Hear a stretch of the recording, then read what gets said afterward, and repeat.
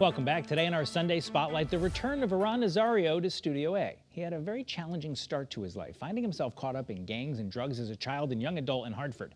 He detailed those early years in his first book, Rage to Peace. Now he's written a second book. It's called The Original Peacebuilder, From a Life of Violence to a Heart-Led Purpose. Nazario joins me this morning. I was struck as I have the book here, and I read it over the last week, and I was struck as I opened it, as incredible as it was to have you the first time and hear your story, and to think about that kid who, a young teenager sleeping on the streets and with so little going for him. This is your second book. I mean, that's pretty crazy to think about. How did you decide to write a second one? You know what, I sat with the first one, 7 years of work, jumped into the second one when I said to myself, I realized in the first book just how much I had done in those years right after my transition. And that prompted me to say, let me share this journey. Let me share exactly where I was, where my footprints were in community and work, and the kind of efforts that I was involved in. So that's what made me start writing it. Certainly, like the last book, a lot of things that even as someone who covered a lot of the events that you talk about in here as a news reporter, just a lot of nuance that I didn't know existed. Things like when you were in a gang, you were the gang treasurer at one point. You allowed some of the members to not pay their dues, which I guess it makes sense that gangs would have dues, but I didn't know. People going through hard times, you kind of looked the other way. And when they found out, you got a beating for allowing that. And you talk about bursting into tears during that beating in this book. Yeah, it was brutal. It was painful. However, I started to learn and understand the trials and tribulations of people I was dealing with.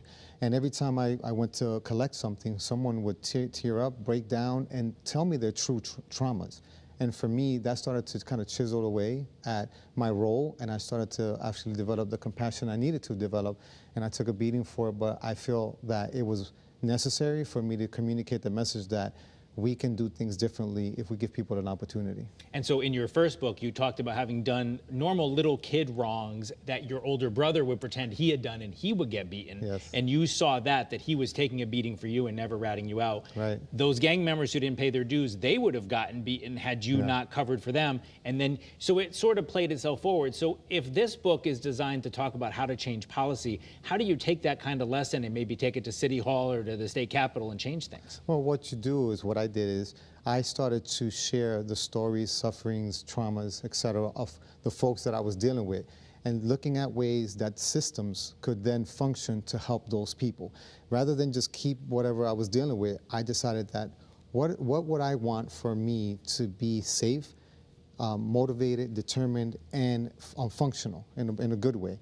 I started looking at that and then started going to meetings, started speaking that voice to other people, people in power, people in influence, and essentially started asking them to look at different ways to address us, to work with us, to work with the folks that were involved in these gangs. And you were a member of a gang when you started the Peacebuilders, which ended up being a group that worked with police, worked with gangs to try to avert violence. You have a gripping story in here. There was one of your members outside the XL Center, could just tell tension was high, ended up there was a young man with a knife, and one of your members called out his name and he dropped the knife. And those connections that you had built averted what could have been a horrible situation. So is that part of the lesson? I mean, here's someone, you said you tried to get a job with Hartford Public Schools, but you couldn't because you were a felon. They tried to find someone else to hire you because they wanted you to do the work. There must be some lessons here. Well, the lessons are that lived experience matters for something, right? It counts for some of the abilities that we eventually learn are abilities. When you're going through it, you're just suffering.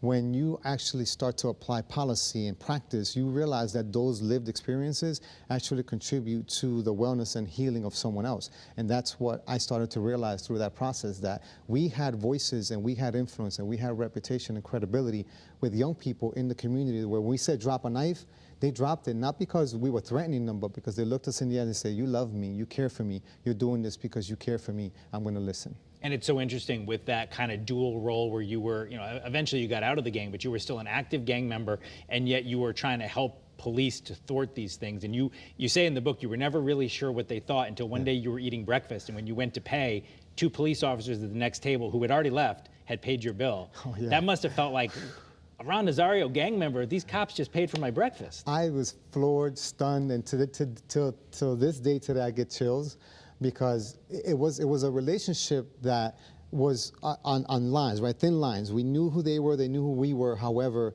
we eventually develop mutual respect for each other. And there's no clearer indication of someone admiring or respecting you than saying, I'm going to cover your expense, right? Because I believe in what you're doing. And it was a key moment in our relationship. So who do you hope reads this book, and what do you hope they get out of it? So my hope is that individuals who are looking to work with communities that are looking to educate young students coming from college, looking to get into social services or human services, so they can look at the skills that we use and the strategies that we use to reduce violence, and maybe they can use that to teach those folks moving forward. And I know you're not doing the Peacebuilders anymore. Right. You then had the Peace Institute. That's not. What are you doing now? Because you're a business that can help a lot of people, maybe. Yeah. So I'm currently the principal owner of Nazario Motivation LLC, which is a consulting company in Hartford, Connecticut. And what I do is I help institutions, organizations, and groups figure out solutions for whatever their pain points are in the community, reaching their clients and service those they provide services for, and also helping middle and high school students find emotional intelligence and leadership abilities. And how can people find you on the web?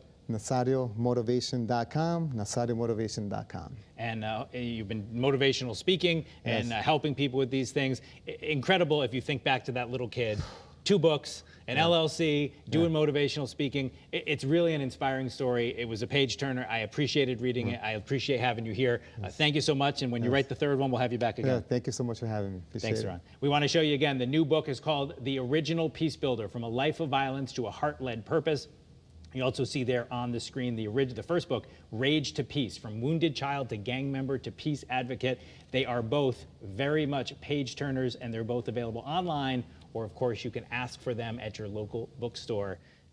Trust me, you'll learn something about life in Hartford if you check them out, and maybe something about how you can live your life going forward. That is CT25 for this week. CBS Sunday Morning is coming up next. Have a great rest of your weekend. We'll of course meet you back here in Studio A next Sunday morning.